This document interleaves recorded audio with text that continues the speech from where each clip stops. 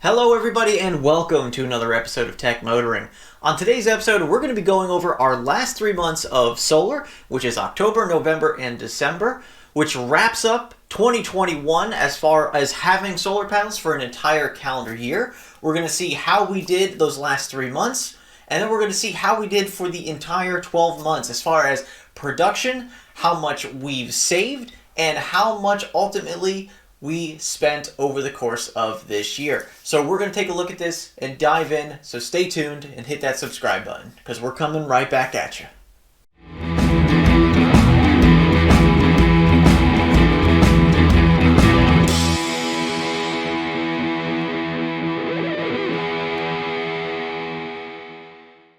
Alright everybody, welcome back. So as you know, this has been something I've been doing this entire year, every 3 months, doing a quarterly overview of our production, how much our electricity bills have costed, how much ultimately the solar is saving for us. And now that we've gone an entire calendar year of having solar, what ultimately was the end result of having it for that entire year. So let's break down the last 3 months first, and then we'll come back and look at 12 months in total as far as what we've seen.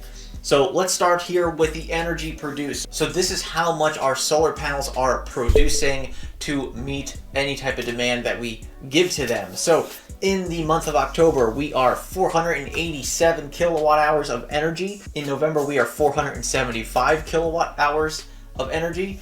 And in December, we are 385, which gives us a total of 3 months of 1,347 kilowatt hours. As you can see, it is starting to taper down now as the days are getting shorter, so we're not producing as much, which is pretty much expected for this time of year. So let's move on to our next one, which is energy used. So this is the amount of energy that we actually had to pay for from the electricity company. So this is after we produced it and after we used what we had, or at nighttime when we had to use electricity. This is how much we pay the electricity company for ultimately. October was only 398 kilowatt hours, which is pretty good. November 561 due to it getting a little colder, and of course December 659 due to it getting a little bit colder. Had to run our heat a little bit more. So in total, we had 1,618 kilowatt hours of energy we had to pay the electricity company for. So we've almost produced as much as we used, but of course being at different times of the day will cause this to be a little bit skewed. But we'll look at how much we sent back to the energy company shortly. And here it is, the energy sent back to the electricity company. So in October, we sent back 298 kilowatt hours, pretty good. November, 261, and December, 179.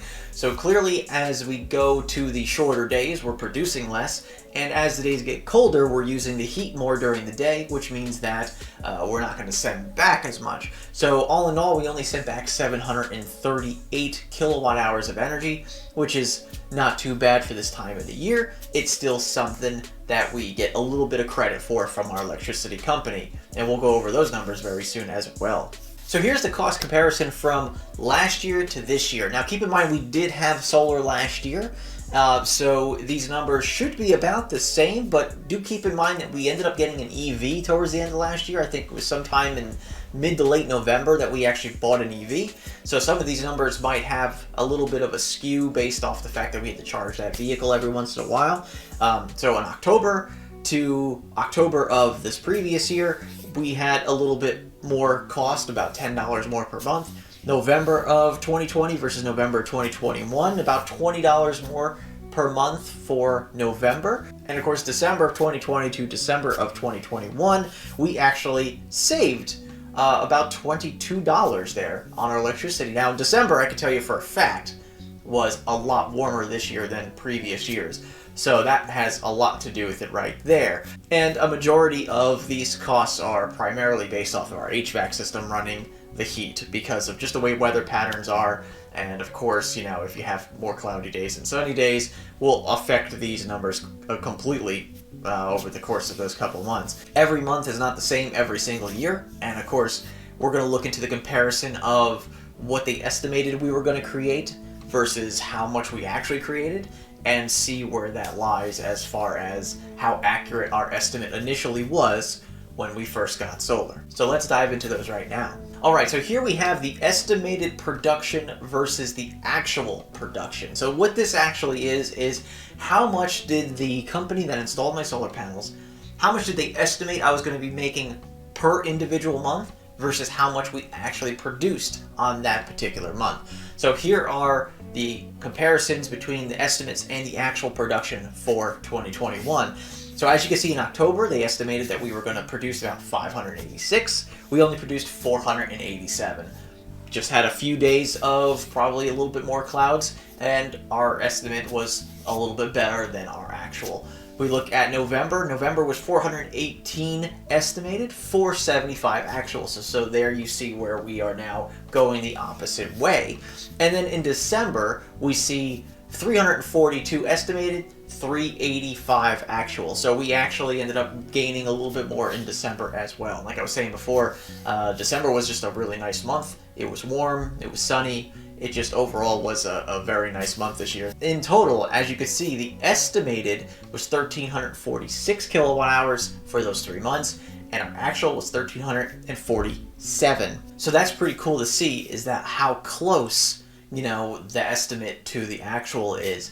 And overall, for the entire year, we were over as far as the estimate versus the actual. Okay, so the last thing I want to look at before we wrap up this video is the total 12 months from January 1st to December 31st, what we were looking at as far as what we produced, what we sent back, you know, how much equivalent is this?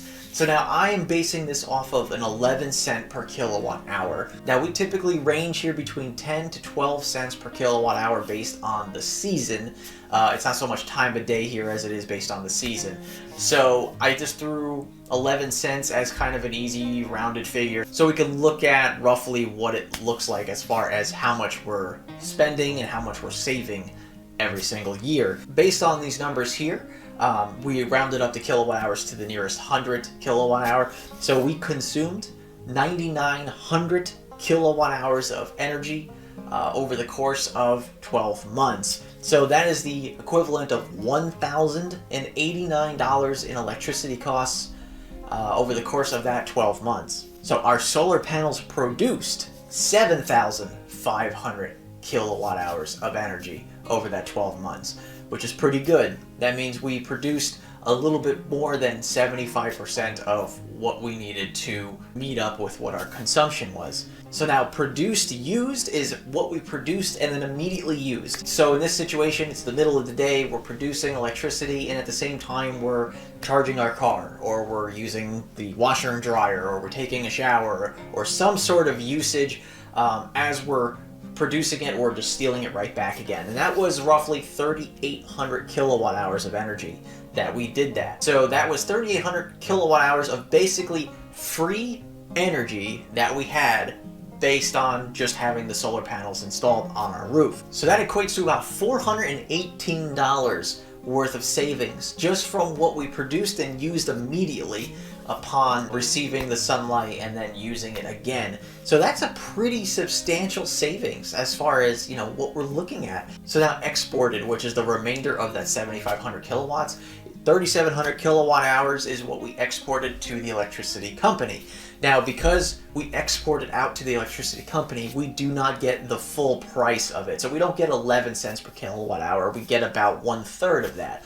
So that equates to about $136 of, you know, basically credits that we received over the course of January through December. Over the course of the year, we received about $136 credit back from the electricity company for sending electricity back to them. So that's a little bit more savings as well. So that's pretty good. Okay, so the last thing is total saved, which is basically just adding in what we produced and used over the course of the days of solar and using it while we were home, and then what we exported out and received 1/3 of the cost.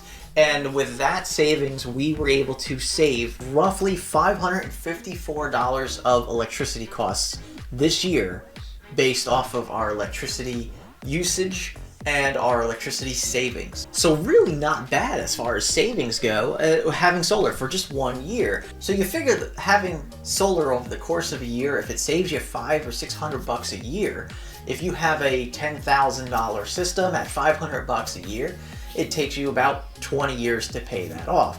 Now, of course, there's other benefits to having this as well. When you get a solar array put onto your house, of course, there's also tax benefits and federal tax rebates and state tax incentives that you can get back from doing that as well. So if you do end up getting a solar system on top of your roof, if it costs you, $15,000, you might end up getting $7,000 or $8,000 of that back. It all depends on what your situation is, as far as your federal incentives and your state incentives, and how you can recoup some of that money over the long run, because that's really where you get the benefits of solar.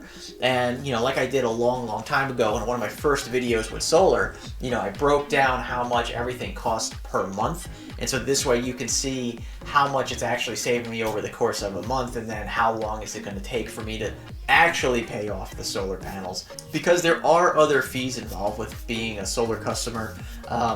For instance, we do pay an extra fee every month for being a solar customer, which I don't agree with, but unfortunately it's a way for the electricity company to recoup a couple bucks back as far as the maintenance of our physical lines that come to our house. And because we're not paying the full rate of electricity, they kind of get an advantage of being able to charge us this extra rate every single month. So that does eat into our savings a little bit as well. But overall, I think these numbers are actually really good. I think we're doing very well, and I think in the near future we are going to do a battery backup system for the house. And not only for power outage or something, but for the sake of being able to turn it on at night and be able to basically watch TV or do stuff around the house for absolutely nothing, because the solar charged the battery during the day when we weren't even home because we were at work, and then we were able to use that energy that we stored in the battery to at nighttime heat up the house and save us some money every single month. And I estimate probably between $30 to $40 per month we're going to be saving having a battery backup like that. So I am looking into do a battery backup in the near future, hopefully in the calendar year of 2022. Well, everybody, I hope you got some information. If you're interested in solar, I recommend going back to some of my other videos. I also have a solar playlist that you can look at that has all my videos, and you can watch them from front to back and see exactly how my process has been with solar over the course of my year and a half of having it. If you already have solar, go ahead and leave in the comments below if you like it. Do you think that it works for you? Do you feel like the electricity company is making more money off of it than they really should be? Well, let me know. Leave them in the comments below. And we're going to follow up with some of these videos going into 2022, and we're going to see how they perform again, and we're going to see how the solar actually works. And soon we're going to have another EV in the house, which means we're going to be using more electricity. So our electricity bills are going to go up regardless at this point because of having to charge 2 cars in a household now. But that's part of what the solar is for, is that we want to be able to charge the cars a little cheaper than if we didn't have solar. Plus, all the money we'll be saving not having to put gas in our vehicles is going to be a huge thing for us and for a lot of people in the future. And if we do end up getting a battery backup in the future, that's even going to be even more of a savings every month, being able to possibly charge the vehicles off of that battery backup as well. Anyway, I'd like to thank you very much for watching this episode. Don't forget to like the video, subscribe to the channel. Check us out on our website, techmotoring.com, facebook.com/techmotoring, on Twitter @techmotoring. I'd like to thank you very much again for watching, and remember, welcome to the future and welcome to Tech Motoring, and we will see you on the next episode.